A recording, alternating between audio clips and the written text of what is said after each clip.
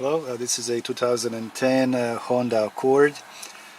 Today this friend of mine, had a problem where when he was cranking the engine, the VSA light came on, the vehicle stability assist and exclamation point light came on, and the check engine light as well.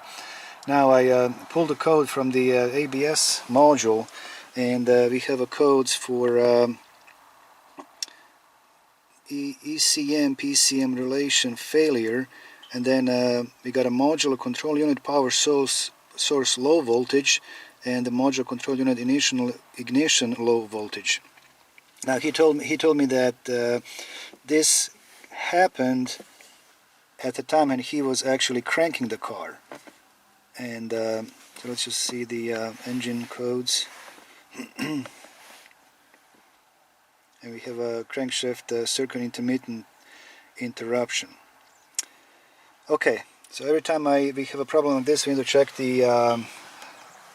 our cranking voltage and to see what we could find. I'll take the voltmeter. Okay, I'll take the voltmeter. I'm going to put the volts DC. I'm going to put a let's see. This is my negative cable, this is the positive. We're just going to connect it to the battery, and the battery is a little bit low, it's at 12.2 volts. Now let's go activate a min-max scale, and then we're going to crank it to see how far our voltage drops on the battery. We could see that was cranking a little bit slow as well. We kind of long cranked a little bit. So let's go ahead and see. The voltage is up to 10.2 volts, and let's see. So okay, so minimum voltage was 10.2, maximum was at 13. So that's okay. The battery is not the cause of our problem. At 10.2 volts, that's fine. The next test we're going to do, we're going to check a voltage drop on the ground side of the circuit as we crank the engine over. Now the problem with this car is that the starter is actually located underneath the intake manifold. It's impossible to get to a positive cable on the starter itself. But let's go ahead and check the ground side first. So I'm going to have one lead on the battery post here. Okay. And we should check the, let's just actually go straight to, we should actually check from the post to the cable, but let's go ahead and check it on this, up to this post here. It's a very short ground cable. Alright.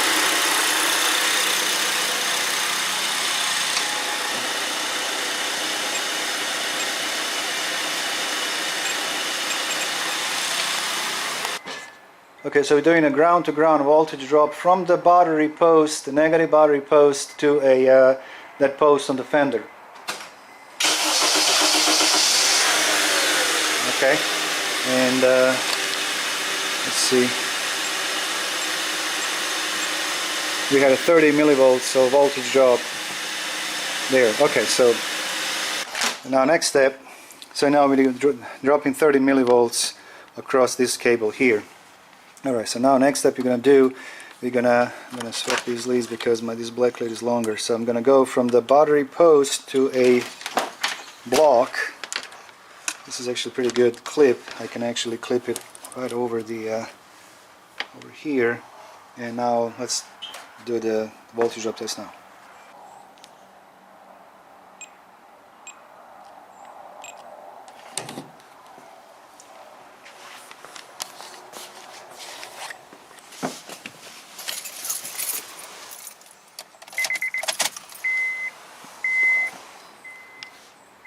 Okay, so this is a ground-to-ground from the battery post to a engine block.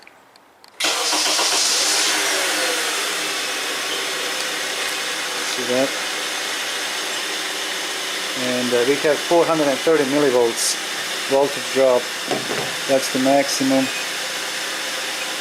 So 430 and 17 is the minimum. So this is This is too much. Now we know we don't have a voltage drop on this cable here. So now we're losing the voltage from the from this point here to the engine block. Now we have to find the main cable actually that connects the fender to the block, and that cable is right there. That's the main cable there. Now I'm gonna get my lead to post on that cable right there, and then we're gonna repeat the test. Okay, so now we are on the battery ground, and we are on a that post where the main ground cable is.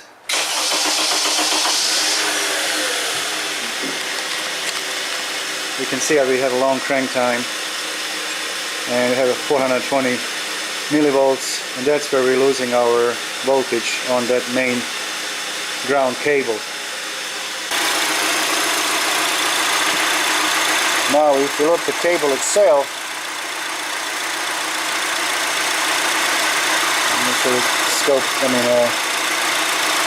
you can see here insulation is actually gone. There you go. Let's see, a bit of corrosion on that cable. Okay, next we're going to do a cam and crankshaft sensor. This car has a two camshaft sensors and one crankshaft sensor, of course, and the blue tray is going to be a crankshaft sensor, and the green and red is going to be the camshaft sensors. One is on exhaust, one is on a intake cam. Okay, so here's one sensor. This is an intake camshaft sensor. There's a exhaust intake. I know it's hard to see it, but it's right underneath that bracket. And here's a crankshaft sensor. Here's the oil filter. It's behind the engine. The blue wire is signal, and I'm getting the ground from the sensor itself, the brown wire in the middle. And this sensor is actually working off the battery voltage, and the signal goes from 0 to 5 volts.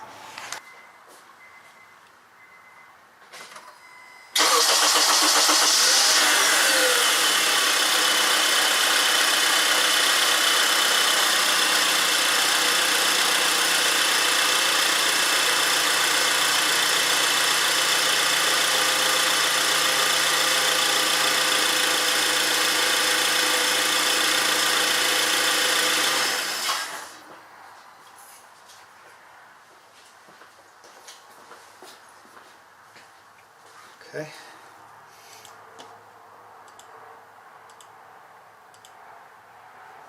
Now there's this is a cranking. That's the engine actually started this whole time. This is a cranking, and there's a lot of noise. So I hope this is going to clear out somewhat once we fix the ground cable.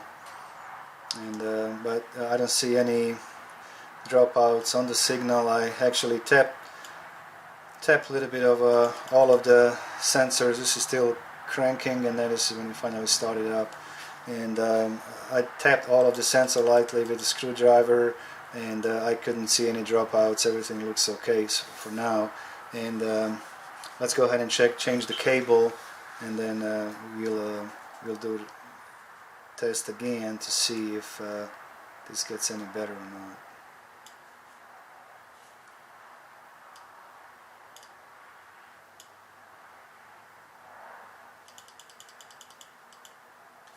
So, I mean, I expect some of the noise, but this might be a little bit too much. So we'll see what happens later. Okay.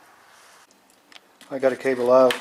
I don't know, for some reason, I'm not sure is this factory or what. It seems like it's a factory cable, and I'm not sure why it was exposed like this. And so anyhow, I was able to. One side of the cable is attached here, so it's easy to get to once you take the battery out, and then this other end is actually bolted kind of here on the side. I was actually able to reach it from underneath the car and get it loose. I was going to take all this off, but it was just painful because there's two bolts underneath that needs to be taken, loosened up, and they're kind of stripped, and I didn't want to mess around. I got these two bolts out, but I'm just gonna keep, this is where the battery sits on. And anyway, so I got some aftermarket cables, and I'm gonna replace it, and this should be fine. So this is aftermarket cable, and it was a little bit longer, so I got it. I got a good fit here. Now on the other side, what I ended up removing this plate. I was able to get those two bolts out, and then I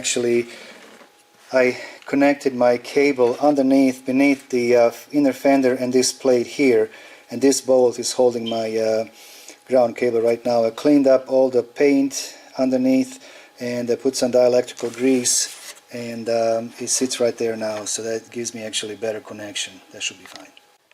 Okay, there's the shut underneath. There's the kind of middle of the cable and goes over there. I'm not sure how much camera can. Yeah, so that's the one end right there, and then the other end, as I said, it's sitting underneath. I just cannot get my camera right there, but it's underneath my plate that holds the battery. So I replaced the other cable as well. It's right from the battery.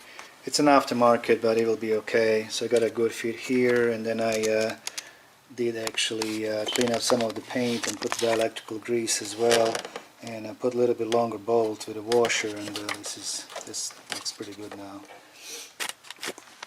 Okay, let's go ahead and recheck our voltage drop test. Alright, so we're going to repeat the test. I have my one cable on my voltmeter, from my voltmeter on the battery post here, and then I have down again on our cable now, on the main ground cable.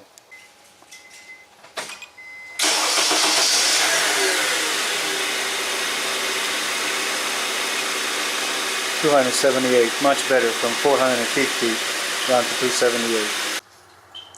Okay, let's check the cam and crankshaft signal again.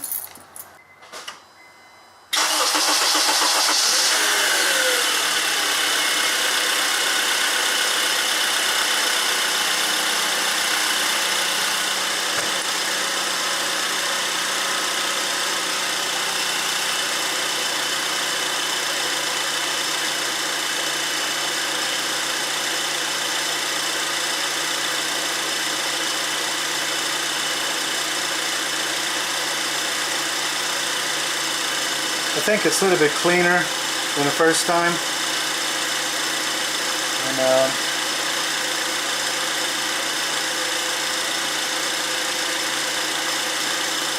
crank signal looks good. The cam and crank, both cam signals and the crank signal will look fine.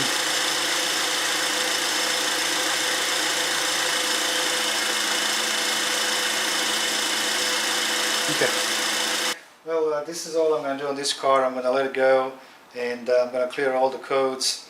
And this was not a big voltage drop, 440 millivolts, but that's on a kind of on a margin where we need to kind of pay attention to see why do we have anything over 250 millivolts. It's 280. That's kind of a threshold for me when it comes to voltage drop during the cranking, and this was for sure a problem, and so I could not measure my voltage drop on the positive side because it just cannot get to the alternator.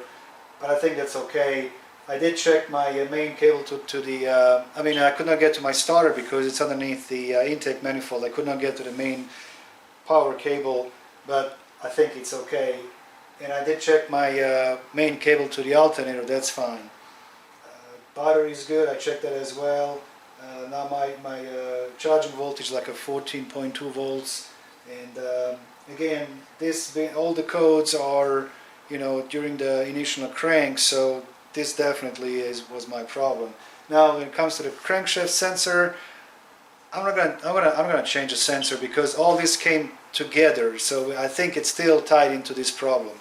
And this is a friend of mine. He drives his car in town, so if something happens again, he'll come back. I just don't want to spend another $100 on the sensor because I've been starting and revving the engine up and all that, I did not see any dropouts on my crank or camshaft sensors. That seemed to be okay. I did check the power and grounds on each sensor. It's all good. And I even checked I did a drag test on my connector at the crankshaft sensor as well, so that was fine. And again, all these codes came together, and I'm sure it was tied into this problem with the ground cable. Okay guys, thank you so much, and see you next time. Thank you. Bye-bye.